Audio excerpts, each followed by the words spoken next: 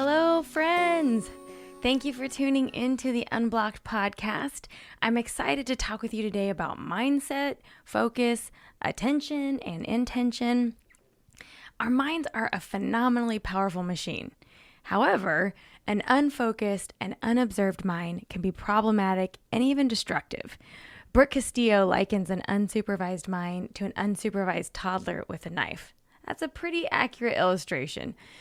I think the brain and neuroscience is quite fascinating. The brain is a sophisticated piece of equipment, and we would be wise to review the instruction manual. But often, we're sort of walking around with this incredible potential inside of our head, and we're just letting it sort of go on autopilot. But when we understand how the brain works, we can better partner and harness the incredible power and that potential that exists between our two ears. So I want to share a fable many of you may have heard, The Tale of Two Wolves. It goes like this. An old Cherokee is teaching his grandson about life. "A fight is going on inside me," he said to the boy. "It's a terrible fight, and it's between two wolves. One is evil. He has anger, envy, sorrow, regret, greed, arrogance, self-pity, guilt, resentment, inferiority, lies, false pride, superiority, and ego." He continued, "The other is good. He is joy, peace, love, hope, serenity, humility, kindness, benevolence, empathy, generosity, truth, compassion, and faith. The same fight is going on inside you and inside every other person too." The grandson thought about it for a minute and then asked the grandfather, "Which wolf will win?" The old Cherokee simply replied, "The one you feed." So I think this story does a great job of illustrating also how the brain works and the role of neuroplasticity. Now, disclaimer, one, I could barely say neuroplasticity, but the disclaimer is I am not a neuroscientist. So I'm going to break this down in layman's terms and based on my non-neuroscientist understanding of these neurological concepts. We've all heard the phrase, "where attention goes, energy flows." And while it might not sound as catchy, there should be an addendum that points out where attention goes, neural pathways develop. But anyway, the point is, the more we think a thought and reinforce a stimuli to thought to response pathway, we develop a neurohighway. Did you catch that? So the more that we think a thought, the more that there is an event and we condition our brain to think if this event happens, this thought happens, this feeling comes, we're developing sort of a neuro super highway in our minds. So think of a dirt path or a dirt racetrack. If we drive that same route every single day, multiple times a day, the tire tracks are well implanted. The grooves are well established, so it's easy for us to naturally follow that path. It's great from an efficiency standpoint. But what if that path isn't getting you to the desired destination? What if we've been feeding the wolf that doesn't serve us? The good news, the great news, is that a new path can be created, right? A new dirt path can be developed and new neural pathways can be developed. So this is super exciting news, right? If you've lived 20, 30, 70 years, and in all those years, A leads to B, your brain still has the capacity to be rewired so that A leads to C or D or Q. You can tell your brain what to do. How exciting is that? And it's important to remember that even baby steps and subtle adjustments will help you get where you want to go. Recently, my husband was traveling for business, and he reached out letting me know that he had arrived safely, and so I asked him how the hotel was. It was his first time being at this particular hotel, and his response was, lessons learned. I won't be staying here again. It says it's non-smoking, but it smells like smoke in my room. And so then I asked, well, what do you like about the hotel or the city from what you've seen so far? And he's like, it's close to several restaurants and fun shops. The parking's free. The rate is good. And so that was subtle, but do you hear the difference?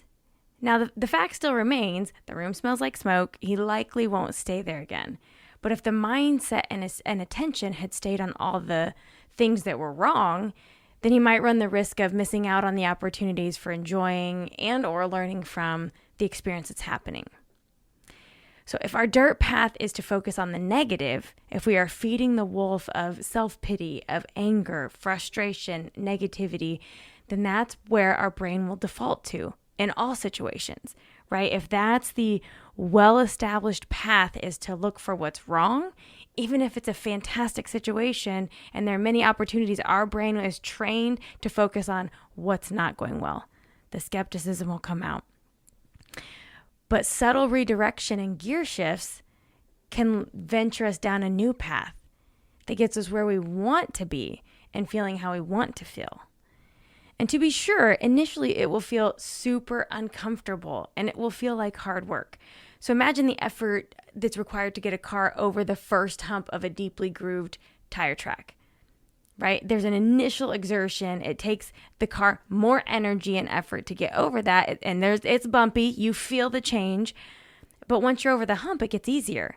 And then the more you do it, even more easier it gets. And eventually the brain is conditioned into a habitual neural pathway that serves you and gets you to the desired destination or outcome you seek. The brain can be a partner and a tool rather than a block to your success and highest potential. But we cannot overlook the biological pull to homeostasis. It feels more comfortable to settle into those well-known tire tracks, even if we are experiencing negative consequences of it, even if it's creating negative feelings and problems at home or at work or in our relationships or to our health. I was recently walking with a girlfriend who was relaying some struggles she was having in making changes to her life to improve her physical health. And when I asked her what was stopping her from making these changes she was talking about, she said, "I don't want to be miserable. Doing all of those things would feel awful. It would be awful. It would be no fun." And so I asked her to describe what she's currently doing and how that's making her feel. And she got to the place of like, well, lazy and hopeless, and I feel like a failure. So I said, "So kind of miserable?" And she's like, point made. But here's the thing. We'd rather be miserable doing the things that don't get us to our goal versus being what we perceive would be miserable doing the things that will get us closer to our goal. And so when I was, processing with her, her response was, well, the devil you know is better than the devil you don't. And how true is that, right? How many of you experience this pattern in your life where we'd rather stay in the hell of our own making versus stepping into the discomfort of the unknown, even if that unknown holds the potential of something so much better? Don't we all do this in some way, in some area of our lives? We sit in our own dirty diaper. It stinks. It doesn't feel good, but it's familiar and it's ours. So it can seem so much easier to feed that first wolf. It feels easier to complain, procrastinate, dismiss, ignore, give up, quit, let go of these big dreams that we have. Because little effort is required when we're maintaining what already exists, right? When we're trying to maintain those thoughts, feelings, and behaviors that are already in place, that feels easier. That feels like less effort. That feels less uncomfortable. Again, thinking back to the dirt path, it's easier to stay in an already established route. Feeding the second wolf can seem more challenging. It takes more energy to learn something new, develop a new behavior, habit, routine, to think differently about yourself or the world. It takes much more energy, effort, momentum, bravery to venture out of the familiar. And you don't always see and feel immediate results from them. However, your brain will catch on and it will get easier over time. So I think it's important to start with small steps, right? Small achievable steps that we can then celebrate along the way. So 2 simple steps. One is become aware. What are the thoughts that aren't serving me? When do I fall into the habitual pattern? So that's all.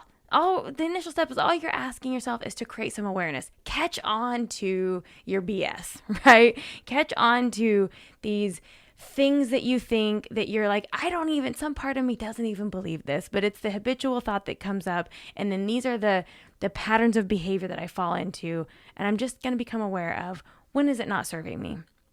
I don't even have to do anything about it. I just become aware of it. And then the next step could be practice thought shifting, right? Like, so I become aware of these thoughts. If my habitual thought is a new project comes or a new assignment comes my way, and my initial thought is one of self-doubt, like, I can't do this. I can't do this, right? Well, if I'm catching on to this and I notice, wow, anytime something new is presented to me, my instinctual response is, I can't do this. Then practicing the thought shifting would be, well, that sounds scary and I've never done that before, but I've had things happen in the past that I had done for the first time and I didn't die, right? Like I accomplished it. I at least gave it an effort, right? You want to make sure that first practicing a thought shift, you want it to feel true, right? If somebody said, hey, go run a marathon tomorrow, and my thought was like, oh Lord, I cannot do that. If my thought shifting was, yes, I can. Tomorrow is Sunday and I'm going to go out and run a marathon, I wouldn't believe that. I would call myself out that like, that's not true. So we want to take a very small step and one initial thought that at least feels true, right? Even if you don't believe it, sometimes it might even be, I want to think this, right? Or I want to believe this, or I want this. So let's use the example of my girlfriend above. She was developing awareness of a pattern of numbing out to avoid feeling her feels. She was becoming aware of how that was showing up at home, at work, and in various places in her world, that she was numbing out to avoid feeling whatever was coming up for her. And she had the belief that taking action that might result in positive changes would be miserable. So what alternative thoughts might be helpful in this situation? So perhaps she might replace, this is going to be miserable. Perhaps she might think, feelings are uncomfortable, but they're temporary. Like that feels true, right? That's not going from, well, this is miserable to like, this is going to feel fantastic. I'm going to feel so much better. No, you might not believe that in the moment, right? So just one next step might be feelings are uncomfortable, but they're temporary. Or maybe she think, I've felt every feeling I've ever had up to this point. And again, I didn't die, right? Like so far I haven't died one time, right? I felt every feeling that's come up to this point and I managed, right?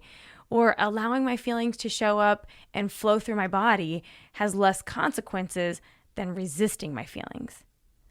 Or improving my health is worth temporary discomfort. Or maybe a very simple, I can do hard things. Then rinse, repeat, right? So become aware and then practice a thought shift. Something that feels at least a little bit true in the morning, or not in the morning, a little bit true in the moment, maybe in the morning too. So choosing which wolf to feed will define who you are and the quality of experiences you have. Feeding the second wolf and fostering bravery, truth, love, hope, sincerity. That is how we end up feeling a sense of accomplishment and living a life far beyond what we can even imagine when we're stuck in the patterns of fear, ego, envy, greed, self-pity, all of those things associated with the first wolf. And again, the world needs us to show up in our path, right? So when we are blocking ourselves out of fear, we are doing a disservice to ourselves. We are doing a disservice to the people around us. We are doing a disservice to the community and the world. And isn't it worth just a few moments of discomfort, a few moments of like sitting through the fear and that discomfort of stepping out of the known and into the unknown? It's just a moment. It's a small space, right? From 0 to 1. And that can be all the difference. That can be all the difference from being that first wolf of fear and living in a small, contained life that is not serving us or anyone around us, but just feels comfortable because we're used to it. But taking that one next step can mean all the difference, right? Living your big life, living out loud, living in a way that feels consistent and in alignment with what you're here to do. So think on that this week. Which wolf are you feeding? The one that serves you and living the biggest, boldest, most fulfilling life you want? Or the one that has you stuck in a self-defeat cycle? Or feelings of negativity? Or what about even feelings of apathy, right? I remember at one point in my life, maybe not apathy, but I remember feeling like I'm living my life in black and white, right? Like if you watch Wizard of Oz, there's that moment when the film goes from black and white to color. Like that's what this could be, right? If you feel like you're living a half-lived life, if you feel like your life is in black and white, then you know I'm feeding that first wolf, right? So am I going to step into color? And spend some time creating awareness around the habitual thoughts that are not serving you, and identify what new alternative thoughts could help you just take that shift into the space that can get you where you want to go. We always have the chance to choose again in every moment, right? I can see peace instead of this, and in every moment I can choose again. And in fact, our brains are built for reconstruction. We were made for this. We were quite literally, physiologically, we were made to continue to choose again. We were made to continue to rewire our neural pathways to serve us in a way that helps us show up into the world in our greatness. You can do this. Until next time, my friends, stay open, stay free.